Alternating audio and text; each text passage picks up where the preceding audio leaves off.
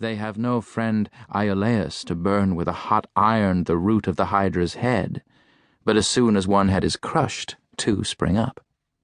I see young men, my townsmen, whose misfortune it is to have inherited farms, houses, barns, cattle, and farming tools, for these are more easily acquired than got rid of. Better if they had been born in the open pasture and suckled by a wolf, that they might have seen with clearer eyes what field they were called to labor in. Who made them serfs of the soil? Why should they eat their 60 acres, when man is condemned to eat only his peck of dirt? Why should they begin digging their graves as soon as they are born? They have got to have a man's life, pushing all these things before them, and get on as well as they can. How many a poor immortal soul have I met, well-nigh crushed and smothered under its load, creeping down the road of life, pushing before it a barn 75 feet by 40, its Augean stables never cleansed, and 100 acres of land, tillage, mowing, pasture, and woodlot. The portionless, who struggle with no such unnecessary inherited encumbrances, find it labor enough to subdue and cultivate a few cubic feet of flesh. But men labor under a mistake. The better part of them is soon plowed into the soil for compost. By a seeming fate, commonly called necessity, they are employed, as it says in an old book, laying up treasures which moth and rust will corrupt and thieves break through and steal. It is a fool's life, as they will find when they get to the end of it, if not before. It is said that Deucalion and Pyrrha created men by throwing stones over their heads behind them.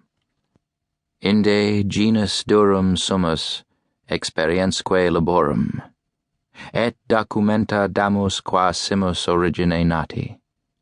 Or, as Raleigh rhymes it in his sonorous way, from thence our kind hard-hearted is, enduring pain and care, approving that our bodies of a stony nature are. So much for a blind obedience to a blundering oracle, throwing the stones over their heads behind them and not seeing where they fell. Most men, even in this comparatively free country, through mere ignorance and mistake, are so occupied with the fictitious cares and superfluously coarse labors of life that its finer fruits cannot be plucked by them. Their fingers, from excessive toil, are too clumsy and tremble too much for that. Actually, the laboring man has not leisure for a true integrity day by day.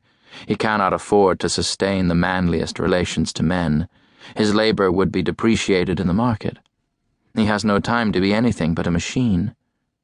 How can he remember well his ignorance, which his growth requires, who has so often to use his knowledge? We should feed and clothe him gratuitously sometimes, and recruit him with our cordials, before we judge of him.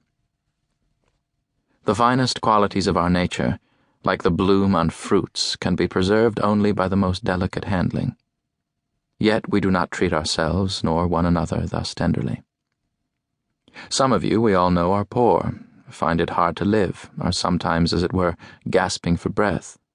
I have no doubt that some of you who read this book are unable to pay for all the dinners which you have actually eaten, or for the coats and shoes which are fast wearing, or are already worn out, and have come to this page to spend borrowed or stolen time robbing your creditors of an hour.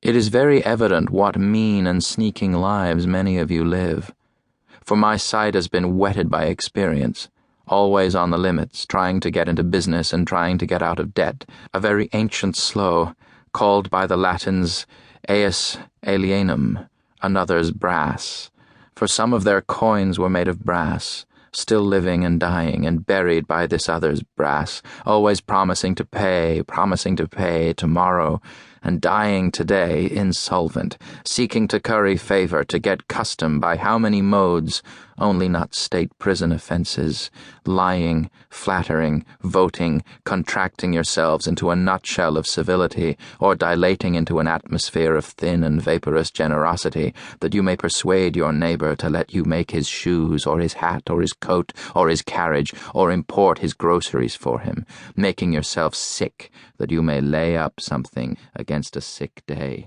something to be tucked away in an old chest. To keep listening to this audiobook, I've left you a link in the description so you can do it, at no cost thanks to Audible's 30-day free trial.